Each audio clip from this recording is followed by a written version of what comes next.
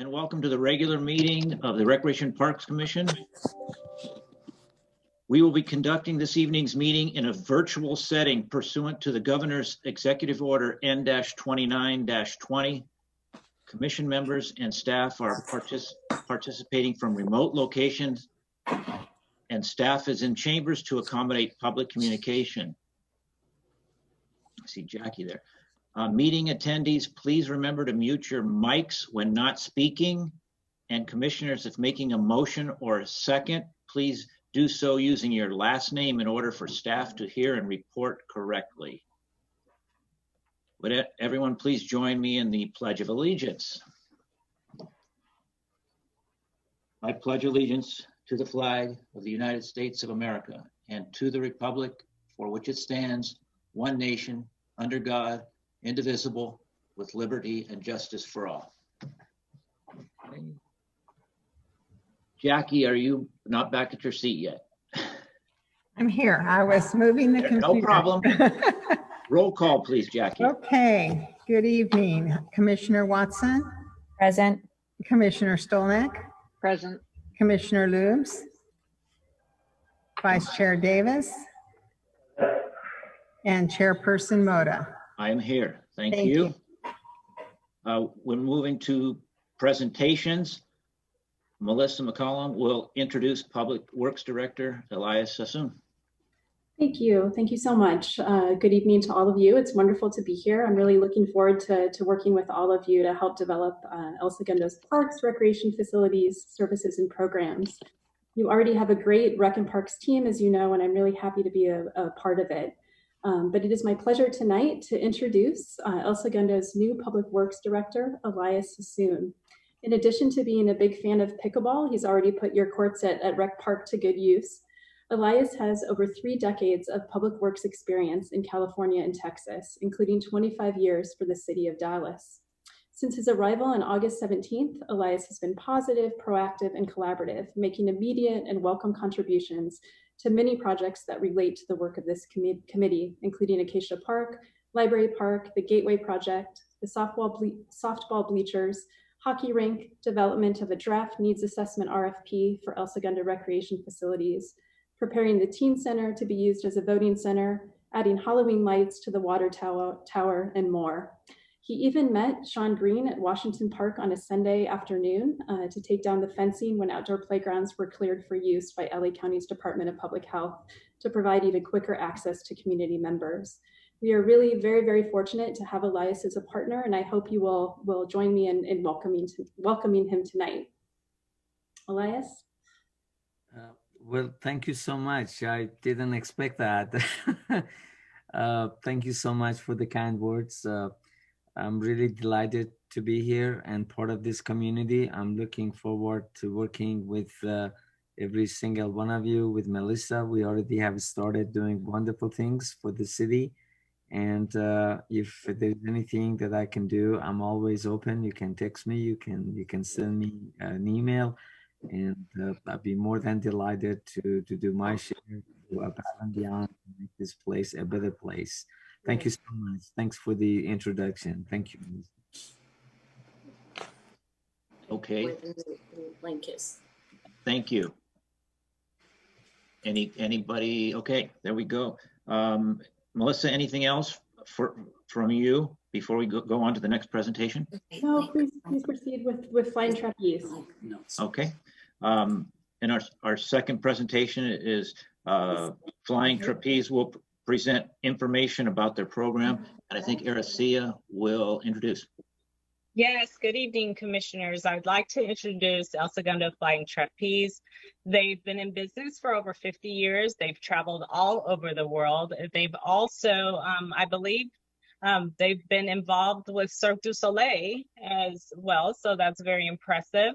They would like to speak this evening about possible programming for the future for the Recreation Department. So I would like to turn it over to El Segundo Flying Trapeze right now, if that's okay.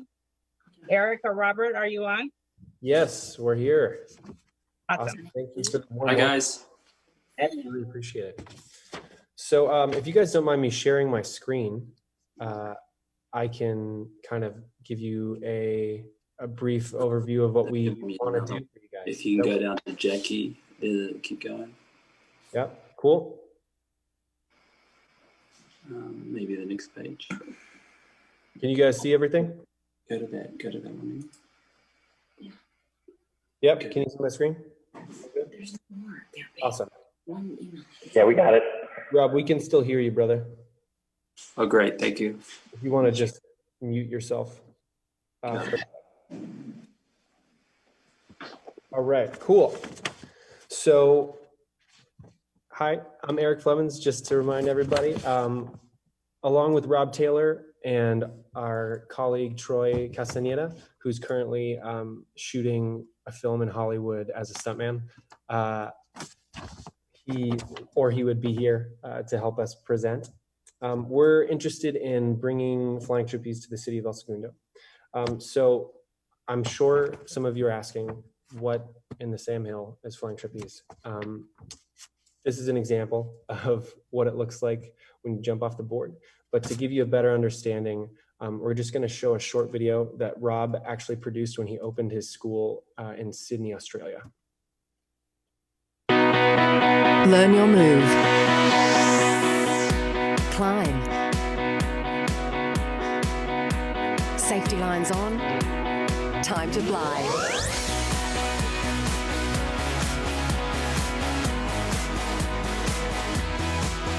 Book a class at Sydney Trapeze School and you can attempt a mid-air catch in your very first lesson. Sydney Trapeze School.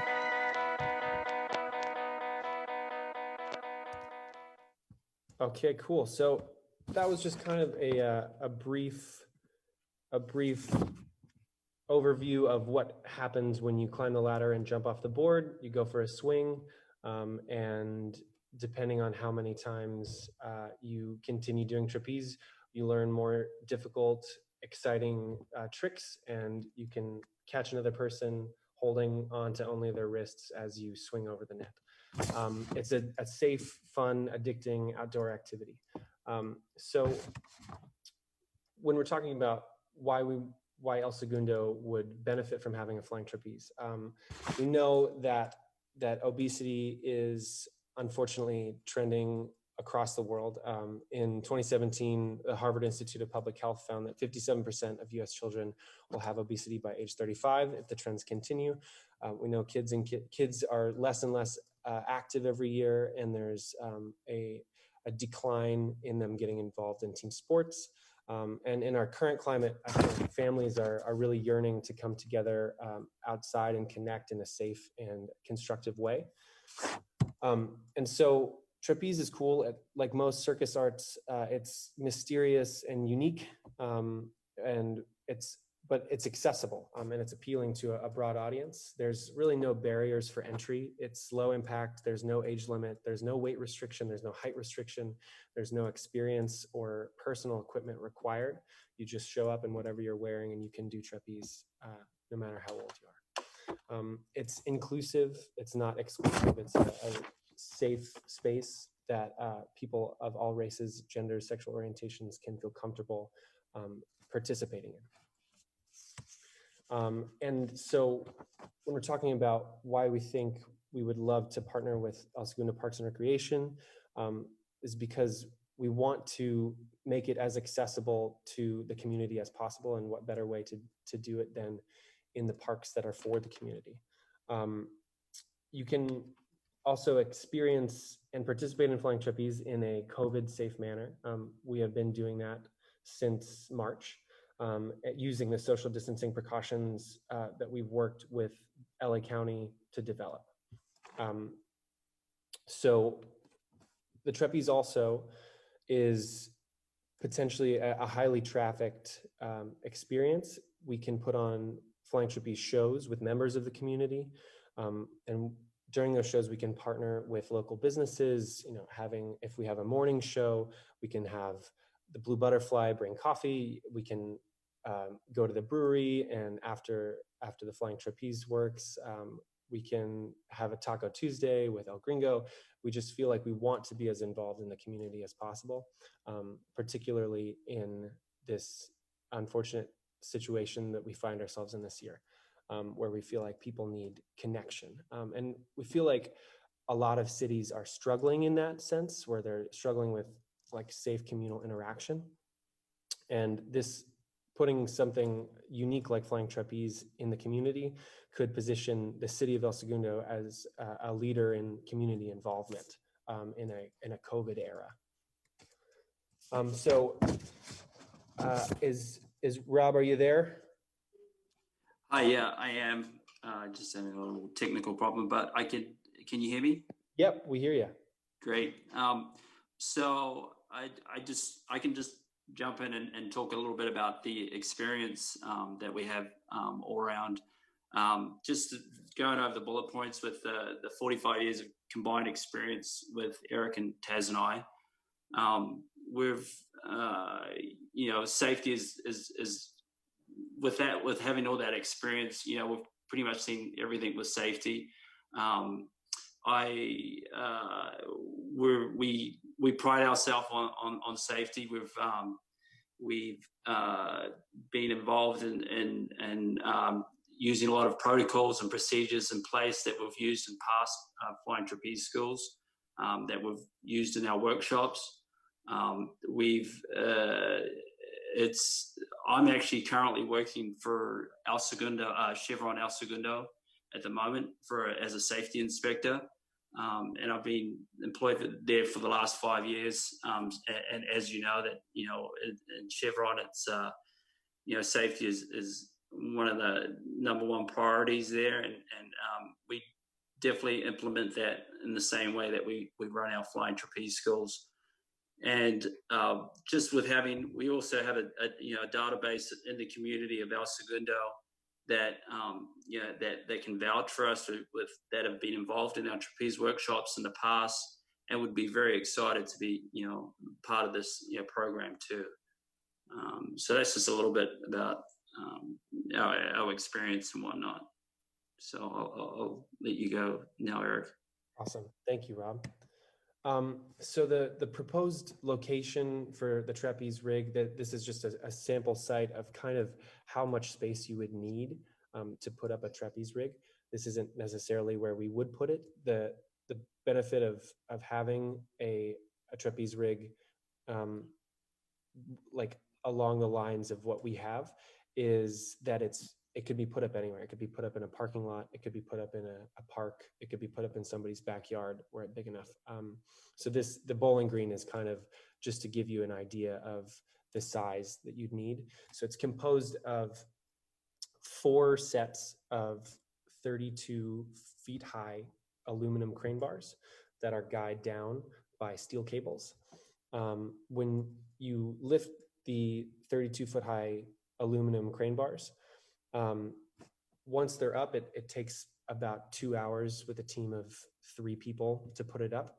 And if you take it back down, you can move the trapeze away and there would be no indication that a trapeze were ever there. There's no structural like cement groundings that we need to put in. It's just stakes in the ground. Also, the benefit of having a removable net, which we would offer as well, is that you can roll out the net, put that up in about 10 minutes, and then take it down every night in 10 minutes, and you can use the space underneath the aluminum poles as if they weren't even there. You can have yoga classes or exercise classes, and they would not be a major imposition. So that's a little bit about the versatility and the non-permanence. So if we're talking about partnering with the city of El Segundo, we're trying to kind of brainstorm some different options that may be appealing to you guys. Our initial option would be sort of a community exchange, wherein the El Segundo Recreation and Parks Department would provide us a lease to have the space, and in exchange we would offer programs at low or no cost to disadvantaged students on free or reduced lunch programs in the city, to try to give back to the community in that way. We would provide the rig, which is the trapeze apparatus itself, obviously the net, all of the equipment, the staff, and we would also provide the insurance listing the city of El Segundo as an additional insured. Option 2, we're thinking just kind of like a straightforward direct lease, where we would lease the space from the city or the Parks Department for a contracted period of time with like an initial agreed upon grace period to get up and running, and then run it as an independent business. And in the same way, the rig, the staff, the insurance, all the equipment would be provided by us, and we would list the city of El Segundo as an additional insured. And option 3, we're thinking be profit sharing, where we would partner with the city and kind of create a partnership that we would split the profits with the city at an agreed upon percentage. And we would again provide all of the equipment and the staff and the insurance. And so here's where I will just open it up to you guys to ask any questions you might have. I know that I just threw a whole lot of information at you. Ericia, did you have anything that you wanted to add or let us know? Actually, the area that they're looking at, I think you can see, is the lawn bowling area over there. I wanted to put this in front of the commission first, just so you can hear the presentation, and possibly, if you were interested, bring this back to the next meeting to actually have a discussion. There are clearly some things that I'm even seeing with partnership options that I would need to look over as well with Melissa and discuss. So we weren't looking for you to make a decision this evening, only for you to be able to ask a few questions. And if you were interested, go ahead and agendize this for the next meeting, and then we can have further discussion for decision. Okay. Does anyone have any questions for Eric or Robert? I can't see you because I can only see part. Julie. I can also stop sharing my screen if that makes sense. That would be helpful. Thank you. Okay, absolutely. I have a question for Eric. Eric, are you the trapeze school that's been up in Santa Monica? We all actually met 4 years ago at that trapeze school working there. I currently still work there and train the staff and run the rigging. Rob currently works there and trains the staff as well. But we are in this capacity, we're not affiliated with that school. Okay. But we do know them. We love them. They're great. But we're kind of on our own now. Okay. The other thing is, you said that you could have a removable net that you would take down. Yes. Does that then make the whole apparatus unusable to where, because it's a short fence that goes around lawn bowling? Mm-hmm. So the specific area of lawn bowling is not really where we were saying this is where it must be. More so just an example of a place it could be. If there is any unused green space in the city, it could be put in that unused green space. It was just kind of an example of the size, the dimensionally what we would need. Okay, thank you. Anyone else? Oh, go ahead, Kelly. Kelly, I think you're muted. There you go. I got it.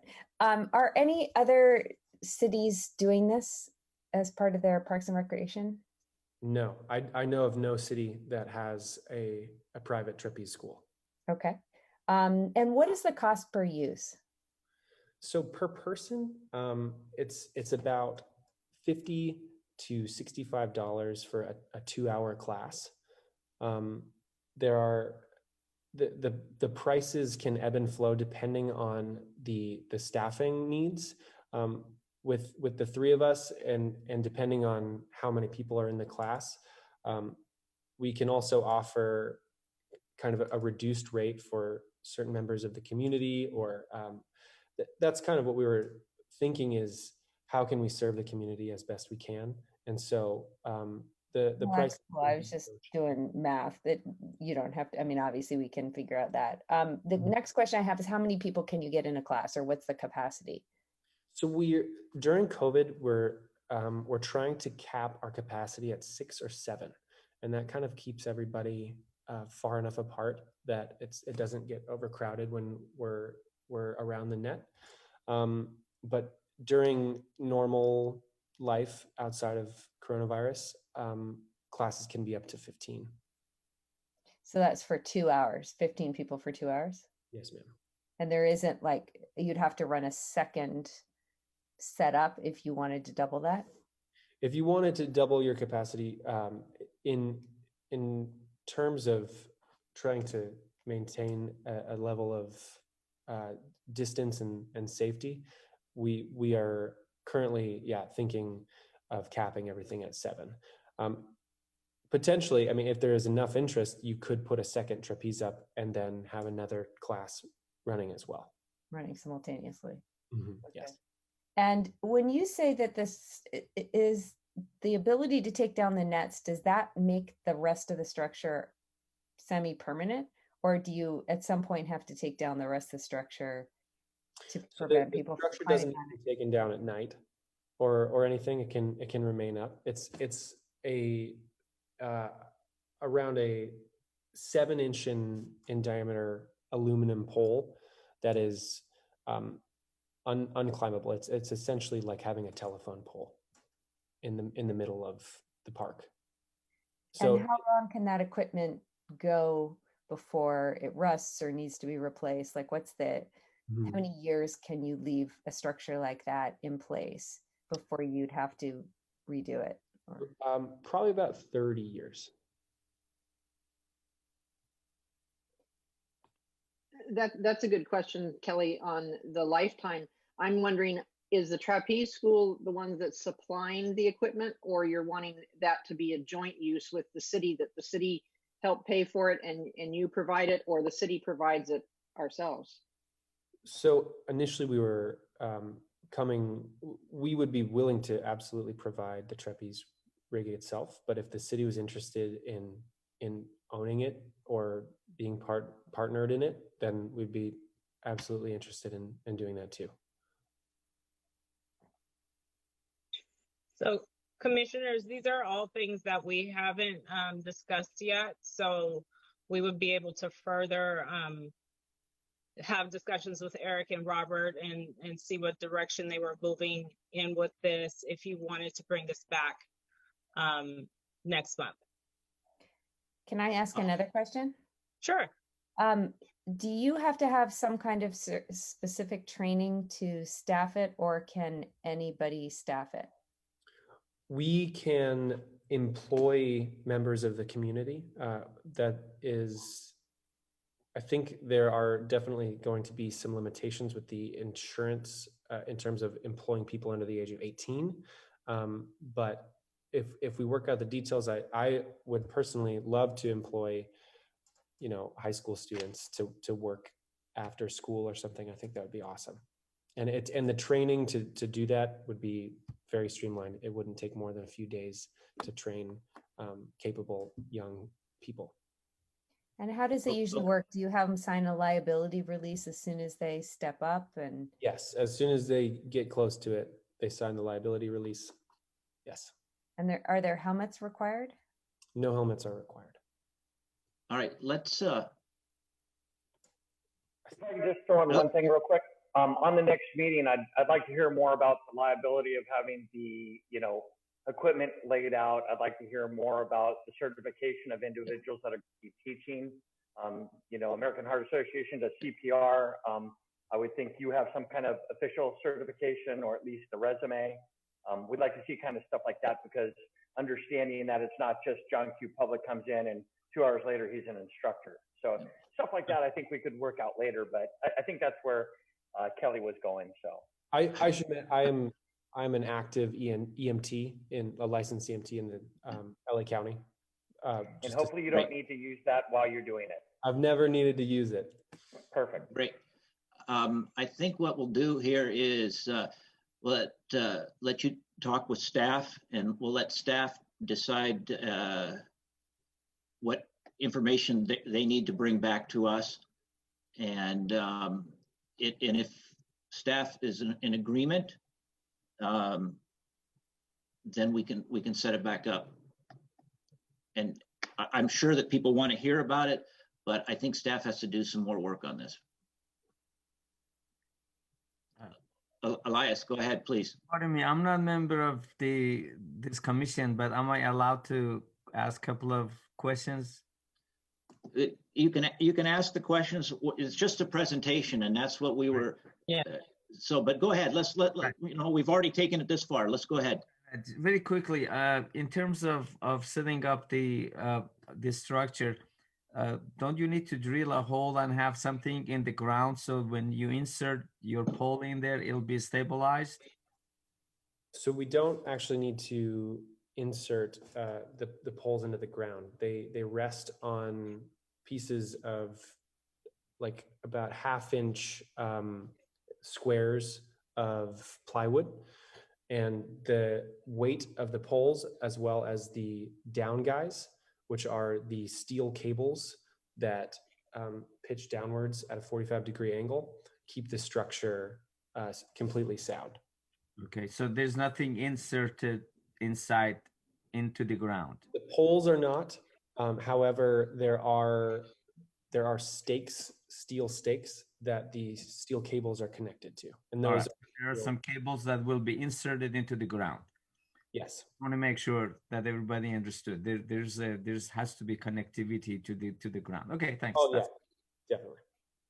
Okay, so Eric and Robert will need to get together, and these are all things that we'll need to discuss so we can give the commission a clear understanding of what the expectation is with equipment, what the expectation is with certifications, and anything else that we need to go with this, with programming, with insurance. They will need a clear picture in order to be able to understand what you're trying to deliver for the community, if that's okay. So I will call you and set something up. Okay. Does that sound good? That works great. Absolutely. Thank you, Aracia. Thank you, Eric and Robert, for your presentation. Thank you. Thank you guys so much. Okay, thank you. Let's see here. We're to public communications. Jackie, is there anyone in the chamber? No, there is not. Thank you very much. Consent calendar. Approve the minutes of the August 19th, 2020 meeting. Can I get us? Is there a motion to it? I move to approve it. Is there a second? Can I have a second or I can hear you? All right. Thank you. Well, second. Thank you. Jackie, would you take a voice vote, please? Commissioner Watson, Approved. Commissioner Stolnick, Approved. Commissioner Lubes, Aye. Vice Chair Davis, Yes. and Chairperson Moda. Yes. Thank you, Jackie. Okay, moving onward. I'm not muted. Okay. No unfinished business, no new business. Reports of subcommittees. Anything on the aquatic subcommittee? Do you want to take it, Lee? I was just going to say that we haven't met, but we are going to meet soon to discuss the progress that the contractor we hired for the plunge and how it's going. Thank you. Gateway committee. That would be Julie, if you're, and Christopher. That would be me. So we have had a couple of Zoom meetings. I did not make the one last week. I made the one, I believe it was the week before. When we last spoke, we were waiting for the two design teams to come together in a collaboration of their two design possibilities for the Gateway area. And unfortunately, one of the teams has pulled out of it. I don't really know why it happened, but the portion of the project that I was looking forward to has pulled out, which was John from Looking, which is a local company. And so we're now trying to refocus with the design team that we have left and see what it is that they can come up with for the project. Just to let you know, I sent out an email to the Gateway Committee last weekend on some concerns that I have. I'm not really liking the direction of the project. I think it's kind of lost sight of the original gateway to the city, as in signage and a welcome to the city, and has turned into more of a possible destination or meeting place. I really don't see that as a viable area for a meeting place. Lee and Dave and Bob and I all grew up here and have, you know, a lot of experience with that intersection and that area. And I know for one, I would not be one that would want to be taking my kids down to that area to join in some type of an event for fear that they would get out onto the highway or something. So I think that the part that is supposed to be the signage and the welcome to El Segundo is kind of secondary now, and the kind of making it a meeting and destination area has taken precedence. And so we're going to be having a meeting coming up soon to discuss where we are in the design phase. And I will bring up the email that I had sent out with my concerns. I also have a concern of the money that now we started with $150,000. And in the beginning, I said it wasn't going to be enough for what it was we wanted to do for the gateway, for the signage, because I have a background in signage, and but not adding the amount that's been added to it now. It's now been added $300,000, so it's up to $450,000, which I think is too much, and it's going towards this possible meeting or destination area for our community. And I'm looking at it as I feel that it's fiscally irresponsible to spend that amount of money on that, because I really don't think it's going to happen as what it is these designers have put forward. And it's, you know, maybe an unpopular opinion that I'm giving, but that's my concern and my stance on it right now. So we'll see where it goes. There's also been talk, which we've talked about on the committee, of doing some type of a walking path or a jogging path or a path that's going to go from Imperial and Main all the way to Hillcrest on the Greenbelt. And I am all for that, and feel that it could be something that could be added if we had nice signage and landscaping of that area, but not a meeting or destination area. I feel I'm not for it. So that's where we are right now on the Gateway project. Okay, thank you. Bob, can I ask a quick follow-up question? Go ahead. Julie, is it the designers who are pushing the destination concept, or is there other entities that are leading that push? Well, the committee, you know, we had 2 days of that we spent of going through all of the different design submissions, and we eliminated those, and we came down to this one design team, and then brought in the second design team that had more of the artistic signage that we were looking for, and trying to combine them and make a collaboration of the two designs. I only went for it because I was for the signage aspect of it, but I've never been jazzed about making this a meeting and destination place. I do not see taking my family and hanging out at the corner of Main and Imperial, and with the airplanes whizzing overhead, and if they were going to have a concert or something, you got to stop playing, you know, and a kid tosses a ball out on the highway and there you go. Right. No, I haven't been involved enough to give my opinion on the matter at all. And I'm not questioning your opinion at all. I'm wondering, is the bulk of the committee committed to kind of that direction and you're a lone voice on the committee, or how? No, I'm not a lone voice, but I voice my opinion. And there have been some of the committee members that have had the same concerns, and we're kind of seeing the direction that it's going to go.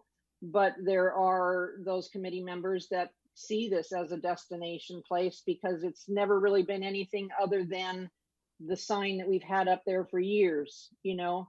But I was the one that just said, you know what, I'm sending an email and I'm letting everybody know how it is that I feel. And if my concerns or my feelings are not valid amongst the committee, I said that I would be happy to step aside and appoint another commissioner from the Rec Park committee to take my place, you know. So is it, as a representative of the commission, would it be helpful for us as a commission to talk about this at a future meeting, and so that you are coming into this meeting with the full commission potentially? I don't know how we would vote necessarily, but at least maybe if we have a serious discussion on this pretty I don't know, pretty big topic, I think that then your voice could be, you know, rather than think about replacing you or even going down that path, why not talk about it, have a discussion item maybe? I don't know, Bob, is that appropriate? Aricia? Yeah, Christopher can comment also. Yeah. Go ahead. That was going to be my suggestion. Christopher is also on the committee and I think may have some updates to share as well. So how about we, Christopher, did you want to start, or did you want to put in your Sure. opinion? Yes, can you hear me? We can hear you. Okay. Yeah, so there has been some updates. The collaboration between the two designers just was not working. It was fairly incompatible. There was some concepts put together, but they didn't work. So the John Clark of Looking decided to pull out, basically. And so we're with the other party, and input has come through city council and city manager to go back to the original concept. And right now we're kind of focused on the signage itself. Some of the input has been, with the increased budget, is to do signage on both the east and west corners as well. And as far as a destination piece, it was my feeling, or my take on it, was that we would be looking at a photo opportunity type of thing. I think like a concert or something like that, pretty much out of the question, just because of the airport noise and that kind of thing. And it is not a big space, but it is kind of it kind of connects the whole Imperial Greenway, Greenbelt, with other parks and so forth. So that's part of the connection there. We do have coming up a site visit with the designers to meet city manager, myself, Melissa, and Elias, to meet with the designers out there, look at safety issues and so forth. Right now, we're focused on trying to come up with a design that the committee can get behind, the Gateway Committee can get behind, and present to City Council December 1st. So there's going to be some tweaking of the concept design, and we'll see where it goes. And if I may also add, so Jay Heschler, who's also on the Gateway Committee, will also be part of that site visit and was part of a conversation today with the designers. And they are going to reach out and talk with graphic artists and lighting experts and try to enhance the signage piece of the design. My understanding from the committee is there are quite a few people who are excited about the placemaking aspect of the design, transforming the space. And being out there are families, there's dogs, there's people waiting for the bus. So there are people that are using that space, also kind of looking from the apartments out at that space. So they believe the real changes in the landscape, in addition to the addition of the signage and the lighting aspect, will make a very big difference, and to kind of also expand the use of the green space. So I think the larger kind of phased plan would be to activate even potentially more acres within that piece of land leaning towards the ocean. So there is kind of a larger vision. There's certainly different opinions about what that should look like, and there's more conversation and development of that idea that's needed. But it's very much in the conceptual phase. I think what the City Council is looking for at this point, they want to see the design so that they can provide feedback and then decide if it's what they want to move forward on or not. And so hearing the feedback from the Gateway, there's definitely ways to improve that design, both the design piece of it and the signage piece of it and the art piece of it and the lighting. Hopefully put that in front of council in December and get feedback and direction for moving forward. But I definitely hear Julie's concerns, and it sounds like some of you may share those concerns.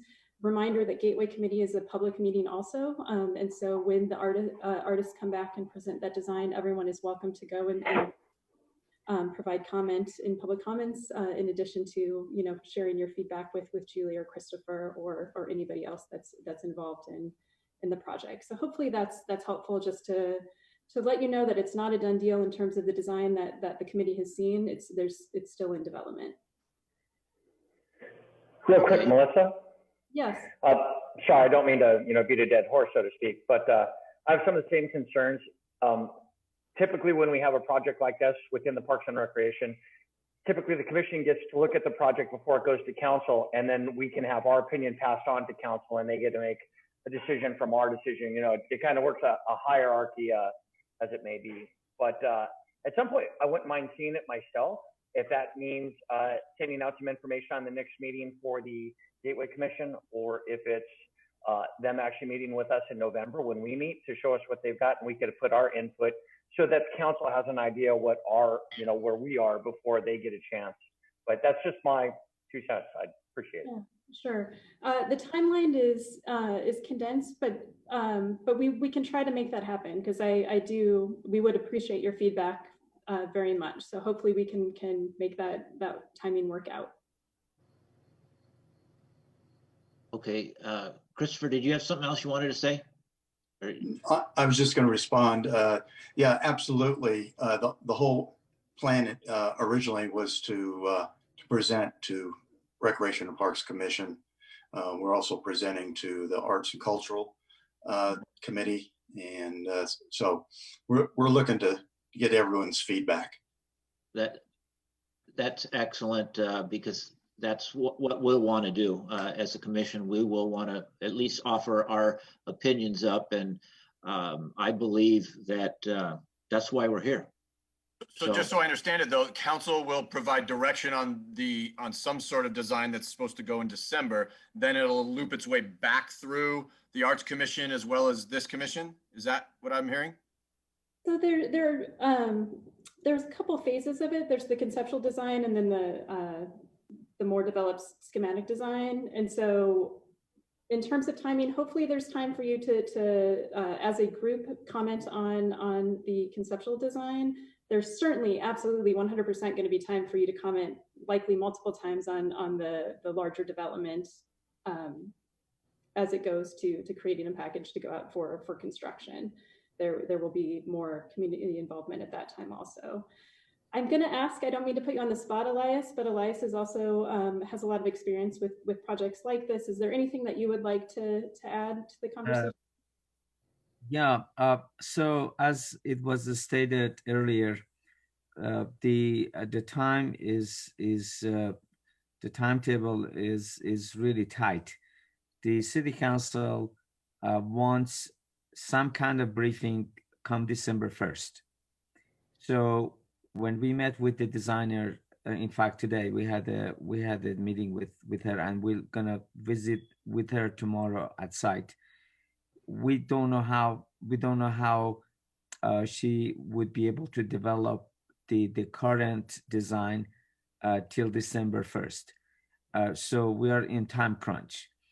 If the designer is able to advance on if you would, on the lighting and on the graphics of the sign, we would love to share that with not only your commission, the Rec and Park Commission, but also with the Art and Cultural Commission before we go to City Council. That's if there is time. Just keep in mind, this is a tight schedule. December 1st is around the corner. The designer need to locate a graphic person, a design, a special lighting design person to do all of that. I don't know whether or not she'll be ready, but if the time allows, we definitely would be. I would be all the way and support to come to your meeting, as well as the Art and Cultural Commission before we go to City Council. That date, I'm afraid, the December 1st is something that the City Council has pressed on and won that. In fact, it was November the 17th, but we pushed it back to December 1st. So giving that the time constraint, we'll do our best. And frankly, there's a lot of frankly things that the designer needs to do. She needs to find, as I said, a graphic person, a lighting person, be able to work with her with the new things that has been asked her of. That means, take over. I mean, also look at the other side and a crosswalk, and how you make the connection between the two quadrants of the intersection. So it's December 1st again is just close by, but we'll do our best. So if we cannot come to your commission meeting and or Art and Cultural Commission, I highly would advise you, as Melissa said, to be part of the Gateway Committee, because we definitely, I definitely want the Gateway Committee members to see whatever it is that she has come up with before we go to City Council, if that makes sense. Elias, this Yes. is probably an appropriate time for me to apologize for being late and not being here to see your introduction. I'm Dave Lubes. How are you, sir? Oh, hi, David. My name is, well, you know my Nice name. to meet you. My I'm sorry I name was late, everybody. No, that's perfectly fine. I know, Julie, you could probably have several things to say right now. So in support of our representative on the committee, Julie, and some very valid points she brings up that I have a feeling many members on this commission are likely to support. I feel like something that goes from that committee to council has like this commission's tacit approval. And so if it doesn't, if Julie has if it kind of has this illusion to it that the commission is behind this design and we're not, I think, I don't want to speak for everybody, but that's kind of the concern, generally speaking, on the commission. And so while I totally realize there's a short timeline and it sounds like it's very unlikely we'll see it before that, it doesn't even sound like necessarily anyone's fully committed to having that design come back through. That's what it sounds like, which if that's the case, just say it straight up and that's okay too. And now I'll shut up and let Julie respond. But yeah, I mean, I hear you, but at the same time, it's kind of a big thing. It feels like a big thing. So that's right. So in my email, I noted in there that the two council members that have looked at the plans are Lance Giroux and Scott Nickel. and the city manager, and that they're wanting to push it along and let's get going on this. And I'm at a point of, you know, $450,000 is a lot of money at this time. And it's not something to be pushed through. We have had this sign for 50 some years at that gateway, and it's long overdue to be redone. But the weakest part of this is the signage. And I was looking at this project to be signage and new landscaping. And now it's a big concrete area with some landscaping and these light sticks that go up in the air that I feel are, the proportion is way too small for the area. They haven't figured out their lighting. You know, the signage is very, very weak, and it's not something to push through and just get going. And this was my concern. Christopher and Jackie can both attest to this in early gateway meetings, that I've said I'm not all for, you know, that we do all of this work and we meet every 2 weeks and we do the design phase and we do all of this, and then council come in and take over and say this is what's going to be done. And I said that happened with us for the Acacia Park and the pool. And I said, so I'm not for that. And I wanted to bring in a council person or two way before this so that they could sit in and they could be part of the process and not just come in at the end. And I have a lot of concerns on the direction of the project, and I don't think it should be passed through. And frankly, right now with the way it is, I don't want my name on it, you know? And a lot of people in the community are talking about a new gateway and what are we gonna do? And, you know, and let's do something. And I'm looking like, oh my gosh, I don't want my name put on this. You know, I've been here my whole life and I don't want my name on this. And with the way that it's going, and I know you three guys have grown up here too. You know, Kelly's the only one that hasn't, but is a part of this commission as well. And I don't think it's going in the right direction. And I don't like now that it's going to be pushed through for December 1st. Why does it need to be rushed?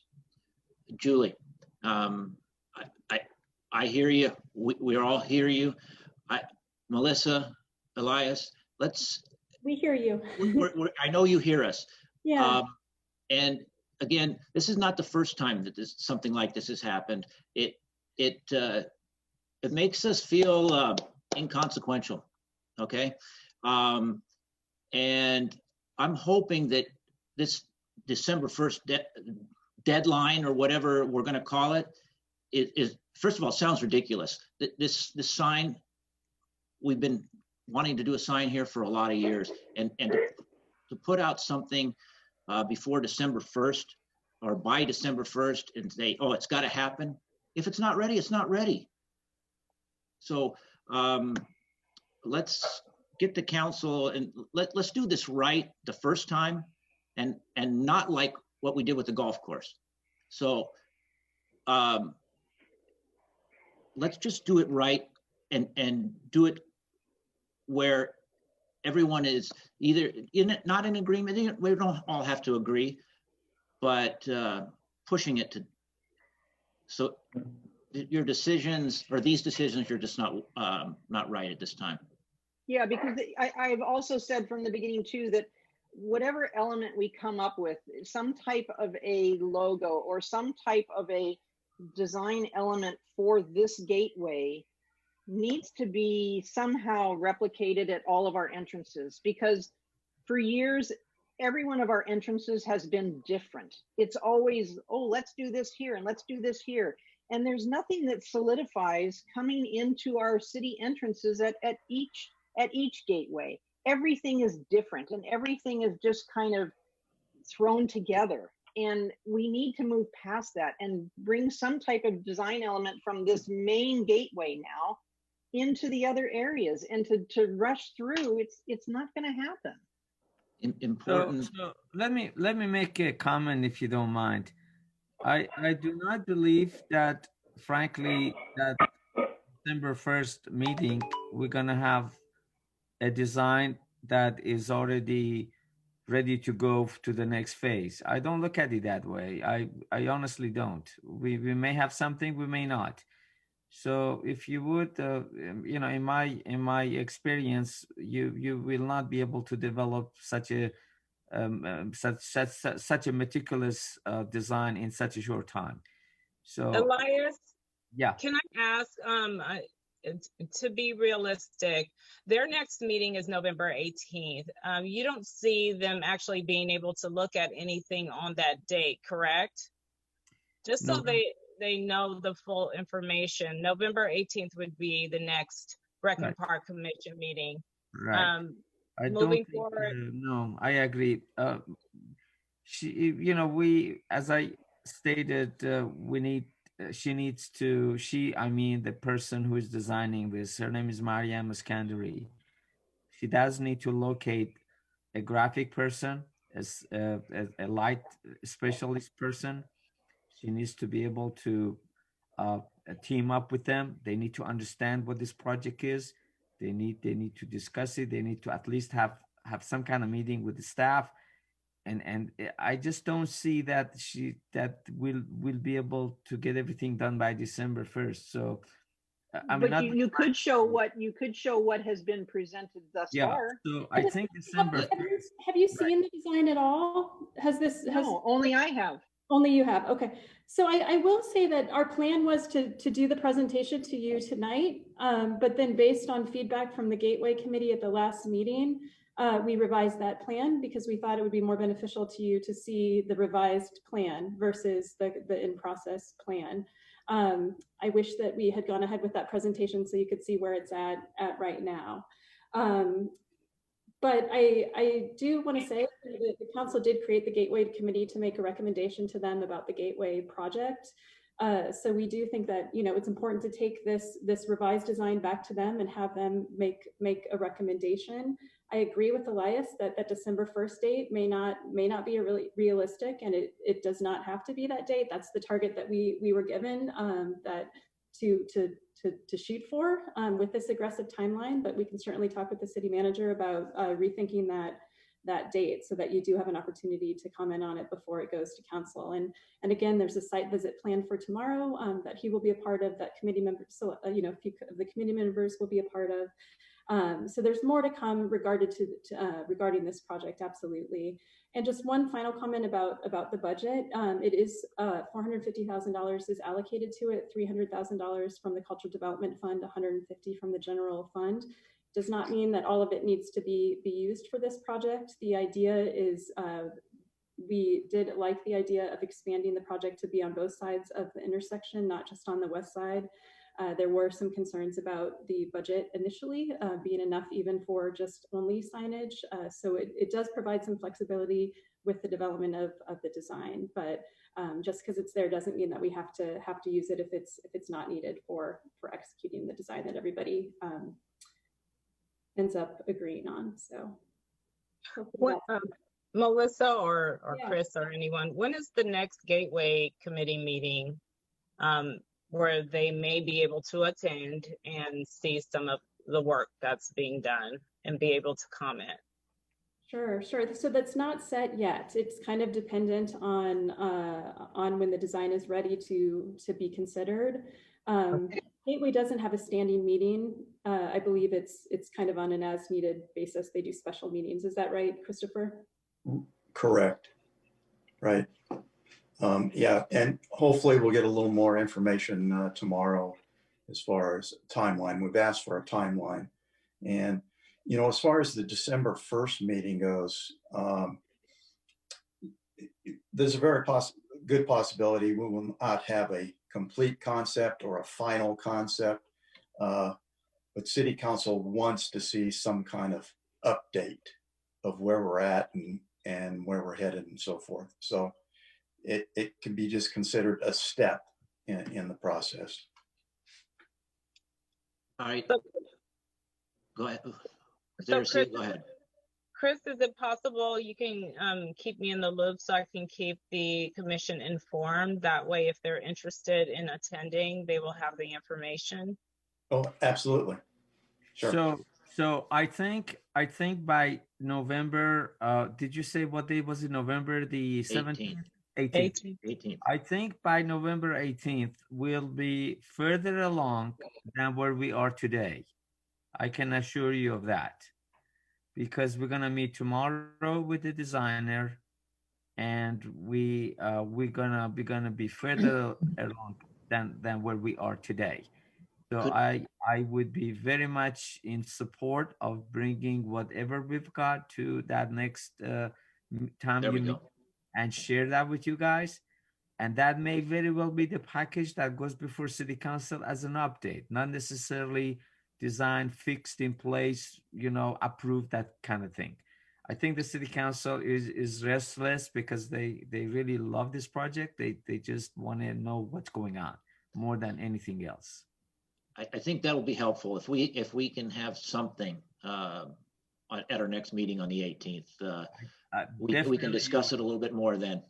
You most definitely will. In fact, I'm gonna talk to Melissa. We may even might be able to even bring the designer along with us to this meeting. We need to see. We need to see how it's gonna play out. Hopefully they have availability, but I think that would be an addition for sure. That way you can also directly talk to them. We want to be very transparent, you guys. I promise you, we are not. The last thing I want you to think is that we're trying to rush this thing. We want to be very transparent and be able to share with you guys everything that we do every step of the way. And that's my belief. That's Melissa's belief, and I know that's what Chris wants to. We don't think and the delay is in part because of the pandemic, because things kind of stopped and focused on essential work there for a while. So that was part of the delay. And then the attempt at merging the two concepts also, I think, contributed to the many months kind of going by. That's why the council's eager, is because that time has passed. It's not the committee's fault. It's not the artist's fault. It's just where we're at. So again, yes, they're eager for an update, but we also definitely understand everything else that's been said tonight. Yeah. I'm sorry if I interrupted someone. I apologize. No. You said something earlier though that kind of struck me, and that was that maybe the original intent was for this never to go through the commission. You made reference to that the city council's expectation was that the committee would make a recommendation, and if that's the case, that I think everyone on here just wants to be told that, right? And I don't think anybody is demanding, and no one is truly, accusing anyone of hiding anything. It's just. I know. I just made the comment. I also would like to know that I was in the middle of all the conversation with Mr. John Clark, and truly Melissa and I, we tried very hard to keep him on this project. We pushed him, and we honestly did whatever we could. No, totally. We get all that, and it's just that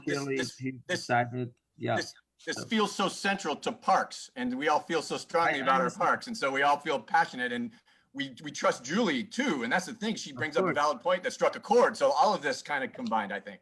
Of course, I think we all have the passion. We all have the love. I think we all want to have what is the best product for the city.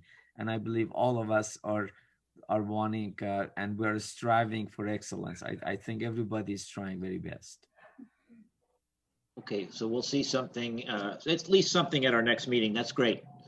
We'll move on to the Youth Sports Council. Dave? There you go. Yeah, Youth Sports Council hasn't met. All the work has just been trying to get, I learned more from the report for this in preparation for this meeting, just about the 3 sports coming back with their plan, but the Youth Sports Council hasn't needed to. It's just getting kids back on the field. No one's fighting over space at this point. Great, thank you.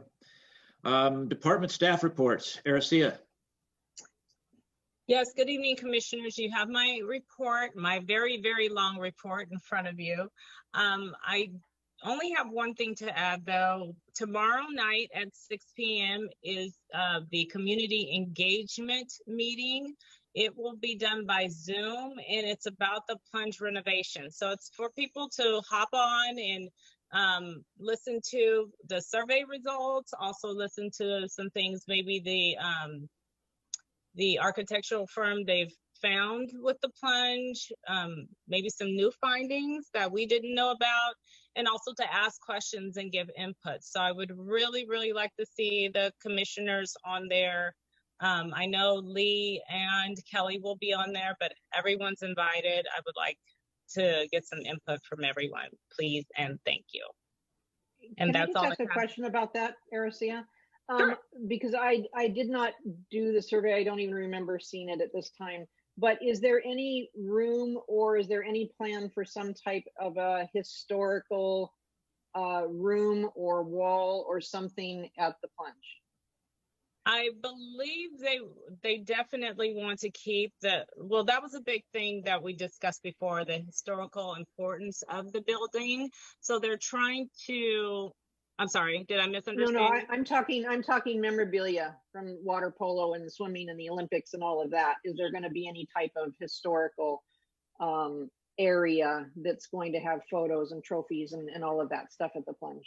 There hasn't been a direct discussion about that. I know they've been looking at the case, but I really believe. I'm sorry to step in. Real quick. We actually, when we were talking with Dentham, we did mention some. I know I mentioned some stuff about actually bringing some of the stuff that was in a trophy case, and when the boilers get out, some backroom areas. So we had, for Julie to know, we did actually talk to them, and they were open to it, but we're not at that phase yet. So I'm real happy with Mentham, and I think they've done a good job, and I'm real excited about the meeting tomorrow. But it had been addressed. Sorry to interrupt.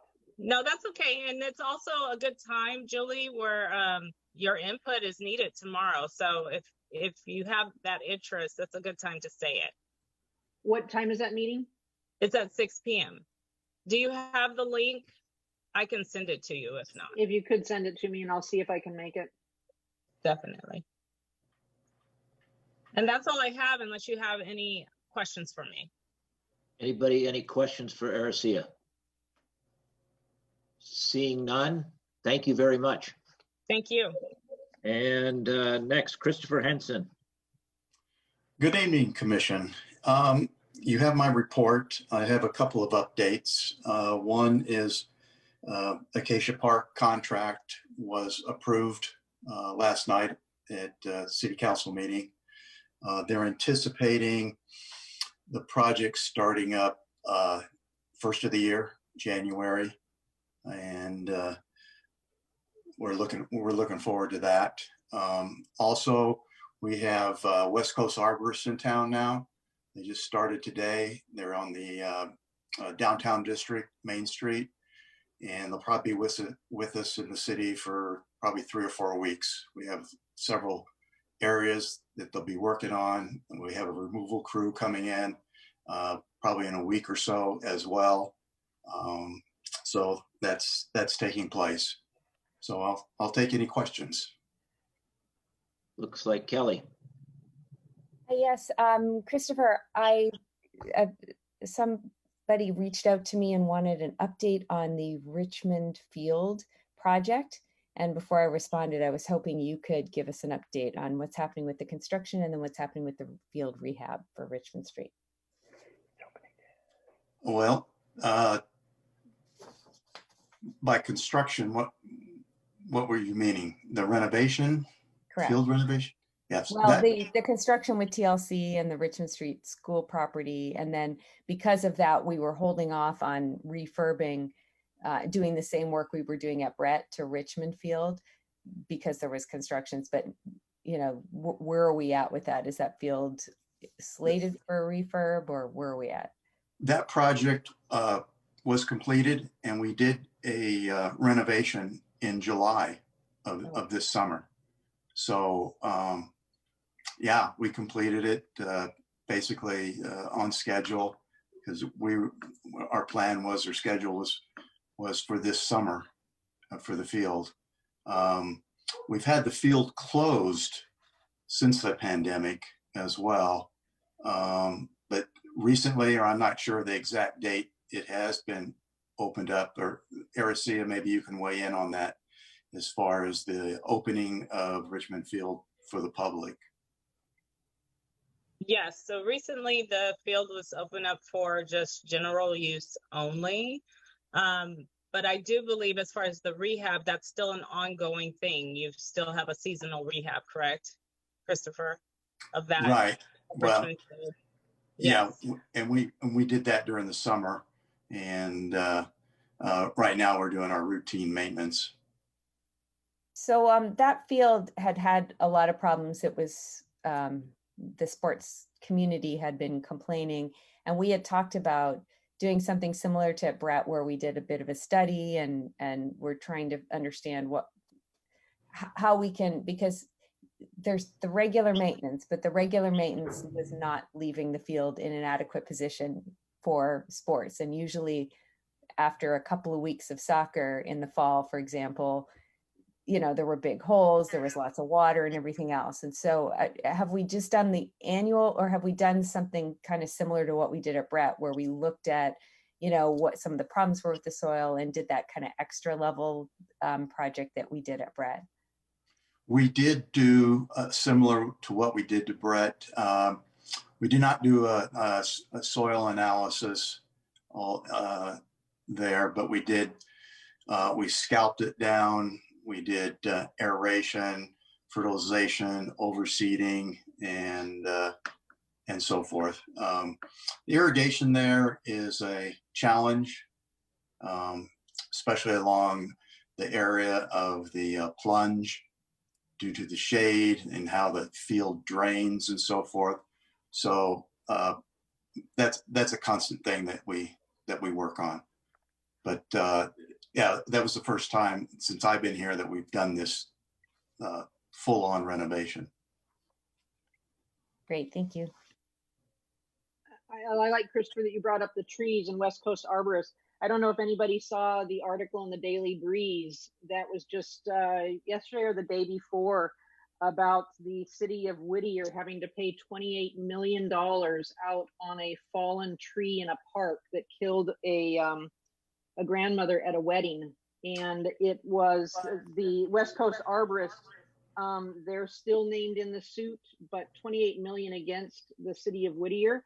And that tree had been getting too much water. It was planted on a 20% grade and it had decay, and people had been complaining about it. And, you know, we get a lot of complaints from people in town that we're cutting down trees and why are we doing that and taking out these old trees. And I've always said it's important that if we take one out, we need to replace that tree, which we do. But this just goes to show people that these trees can fall and can kill somebody. And it opens up the city to huge liabilities. And, you know, by having West Coast arborists come through and check our trees, I think is a good thing that we do. And we have a lot of beautiful trees like in Library Park, but one recently broke up there on Richmond and, you know, it had to be taken out. So I appreciate the work that everybody does to watch our trees, but we have too many people that complain like that we're only taking these trees out like we don't like trees. And that's not true. And our trees come out when they're decayed or when they're old or when there's a safety precaution. And this just goes to show you that, you know, a tree can fall and kill somebody and opens up the city to huge liabilities. Right. I was aware of that situation. That was a few years ago that happened. And we're constantly on the watch for some of the older trees because they do display signs. They may look full of green leaves, and we hear the comment all the time that this is a perfectly healthy tree, and but there's telltale signs on if it has decay, internal decay, and so forth. Not all the time, but many times. So we're always on the watch for that. And then when we do have West Coast arborists come in, they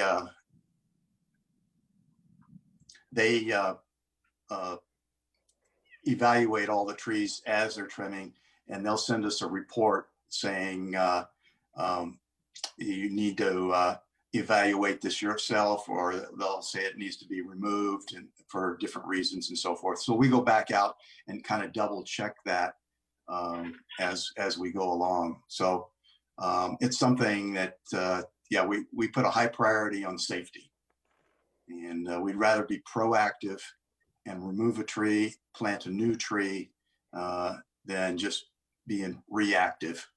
And you know, everything has a life. you know, even though trees can live a long time, some are short-lived. So we put a big value on the trees and evaluating them as we go. Thank you for your comments. Thank you. Elias, I see you have your hand up. One second. Go ahead. I just wanted to follow up on Ms. Watson's question regarding the Richmond field that she was talking about. I just wanted you to know, Ms. Watson, that I and Chris, we walked that field together just about a couple of weeks ago as a result of a person who made a call to my office, and I imagine he's the same individual. So I walked all over the field with Chris.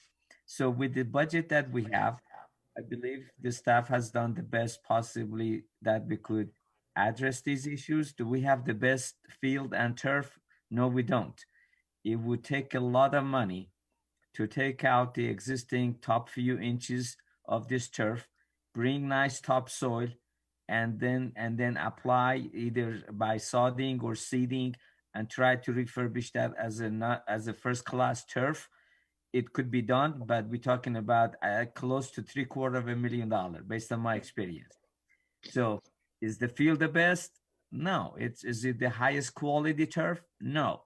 But with the budget that we have, and my understanding is this is owned by the school, and we help them to maintain that. With the money that we have, I think Chris and the staff has done their best. Yeah. I just wanted to make that point. Yeah, no, I appreciate that. It was just that when we started the construction, we committed that we would rehab the field after. So I just wanted to follow up. We haven't met, so as a group, so I'm just following up to make sure that what we said we were going to do got done. Thank you. Sorry to interrupt. I hope you didn't mind me. Thank you. Anyone else have a question for Christopher? Yeah, Christopher Lee Davis. I have a quick question. In your report, it mentions that Acacia Park was vandalized by a car. Was that just some kids goofing around, or was somebody trying to make a point? You know, that was a fairly controversial park. Do you have any background on that? I think it was probably some kids goofing around. I haven't heard anything definite on it. They didn't put any really big ruts into it. They sprayed a bunch of mud on the restroom there and the walls and so forth. We got it cleaned up, and well, Lee never did anything like that as a kid, so he that's really a flaw. Well, one thing I was just curious. Or anything. Yeah, I just want to make sure nobody was making a point or anything like that. Thank you. Thanks. Well, if you don't mind, the police caught the individual. They contacted me, and I looked at the photos. The damage was more than $400. So the guy was charged with felony, not misdemeanor. I don't know that. Well, okay. I'm sorry I made light of it. That was. Yeah. No, that's good. Seeing no one else for Christopher, Melissa, you're up. Thank you. I'm just going to highlight a couple of things from my written report. Just a reminder that the Teen Center is going to be used as a vote center from October 30th to November 3rd. And the Recreation Division will offer rides between 10 and 3 daily. So any community members that need help getting to the Teen Center can call 310-524-2741 to arrange a ride. And just a quick update that plans for the merger between library and recreation continue, although the City Council still does need to make some changes to the municipal code to make it official. So we anticipate that item going before council in either November or December. And that's it, unless anybody has questions for me. I don't see any questions. Melissa, thank you very much. Thank you. And let's see here. Let's go to commissioner comments. Commissioner Watson, Kelly. Yes, hi. I just wanted to welcome Elias one more time. It's great to have you. And Melissa as well. It's great to have you as well. Melissa and I got a chance to talk and download all of, our thoughts together. So that was really fabulous. The other thing I want to share is all the great things that are going on for Halloween, and invite you all to participate in these activities to the extent that you feel comfortable. We have a really excellent COVID safe Halloween planned, lots of different activities as a hopefully replacement to people feeling that they need to trick or treat. One of the things is we have a trunk or treat. It's a drive-through on Saturday, October 31st from noon to 4 in the Jocelyn Center parking lot. The service clubs are all going to be there handing out the candy in a COVID safe way. And everyone who is masked will be able to drive through there. If they do not have masks, they cannot open their cars. There are boograms, which I think are sold out. The second or third round that we've done are sold out. So that was an extremely popular program where you were able to boo one of your neighbors and they got popcorn delivered to them. So we're going to look at that one again for next year because that was super successful. There is a ghoul hunt going on in Rec Park on this weekend, October 23rd to 25th. And it's like a scavenger hunt, and it will be socially distanced and taking advantage of the park. We have a pumpkin carving contest, a house decorating contest, a costume contest, which is dressing up your car for Halloween, as well as a costume contest. And all the service clubs will be helping to judge those.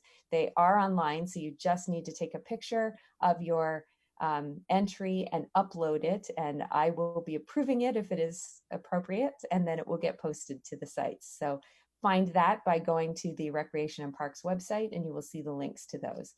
And then finally, this is kind of fun because it's a neat idea, I think. I don't know, it was my idea, so I think it's kind of neat. But we actually have taken the Santa sleigh that goes around the Police Officers Association in Kiwanis, and we've invited all the other service clubs to join too. But that Santa sleigh that goes around during the holidays is a great pumpkin sleigh with complete with Peanuts characters, is going around to all the streets from October 26th to the 30th and delivering candy to anybody who is on their sidewalk in front of their house, socially distanced and masked from their neighbors. They will get a treat bag that's been donated by Rotary, Kiwanis, NCL, which is National Charity League, and many others. So if you want to participate, we have Sign Up Genius.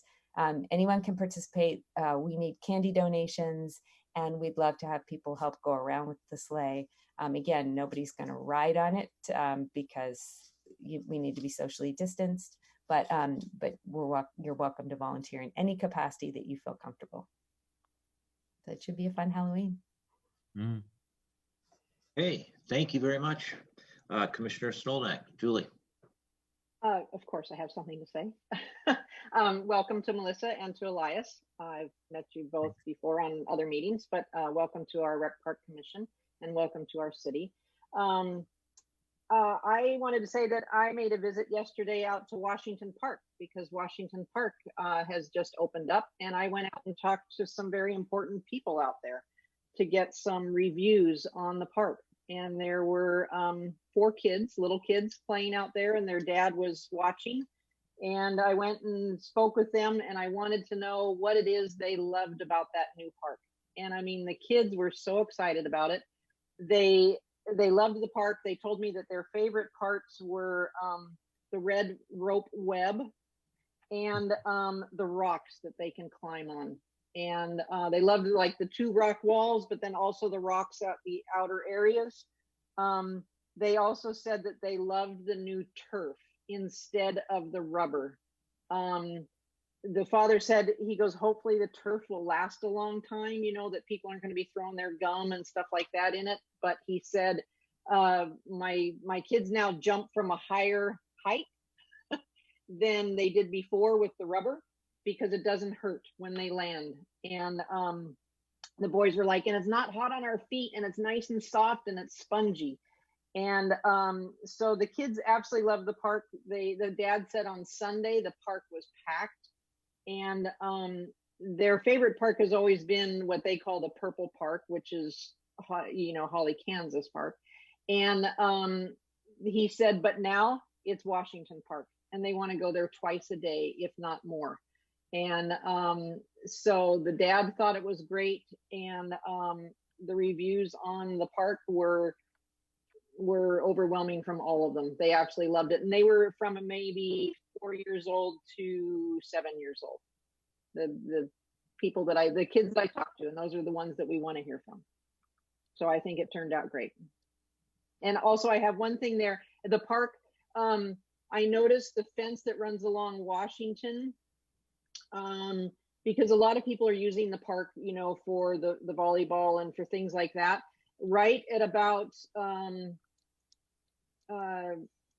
just, I'll say in the middle of the block between Oak and Palm, they have made a break in the fence. And so they have taken the chain link and have rolled it back, and they've kind of duct tape and duct taped the pipe on top.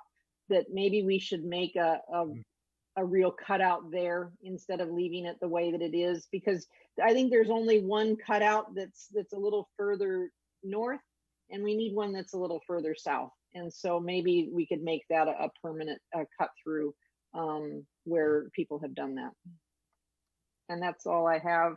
Also, I wanted to comment on the pumpkin lighting of the tower. It really kind of had a little mystery going for a while on Facebook on Parents Network, because there was a red light that was glowing for several nights, and people were like, what's going on? Is somebody in the tower, or what's happening? And then all of a sudden it was lit up orange. And I think it's been a great addition, and it, you know, caused people to talk about it around town. But I think it really looks neat, lit up orange. So I appreciate that, Elias. I think that you were the one that had done that. So I think that's been a good addition. And that's all I have. Okay, thank you. Commissioner Lubes. I have no report this evening. Thank you. Vice Chairperson Davis. Thank you very much. Melissa, Elias, it is good to have you here. Sorry that we got a little bit strong-handed as far as seeing stuff, but you can tell it's kind of been an issue where we think we're a part of a process, and we've been explained that coming into the commission is a part of a process. And it happened in the golf, it's happened in the pool, it's happened more than once, let's just say. And so that when we get this, it is a little difficult. And to hear stuff about the Gateway, you know, it'd be nice just to see where they're at. And even if it's not complete, before the council gets it, they can have an idea, so they can see where, you know, the people who are placed in, you know, these commissions and committees can actually have a point of view. As far as transparency, you know, I mean, we talk about this, can't be transparent unless we see it, and we weren't going to see it, and it was going to go on, and I guarantee a commission is going to have an opinion, and they're going to want to go a direction, which is fine. They're going to have that regardless. But you know, the other one is the golf course. You know, it's, if you want to be transparent, one thing would be nice is after the third or fourth time I've asked about the golf course, is try to get an update. And this is probably about the third meeting. I think I've actually tried to be very subtle and say, it'd be nice to get an update. And I know that COVID's impacted, you know, Topgolf's business and all that, but they're open in most states. And it'd be real nice to know where we're at on some of that stuff. So yes, I apologize to, you know, I know it all got dropped on you. You're all coming in fairly early on this, but it'd be nice to have some updates and feel like we're still part of the process. So good luck. I hope to see you soon, and hopefully I'll see you tomorrow with the aquatics meeting. That's all I got. Thank you. Elias and Melissa, thank you for being here. Really appreciate it. Jackie, thank you for always making sure I get all the right information. I appreciate it. And with that, we'll adjourn to the next regular meeting on Wednesday, November 18th at 6 p.m. Thank you, everyone.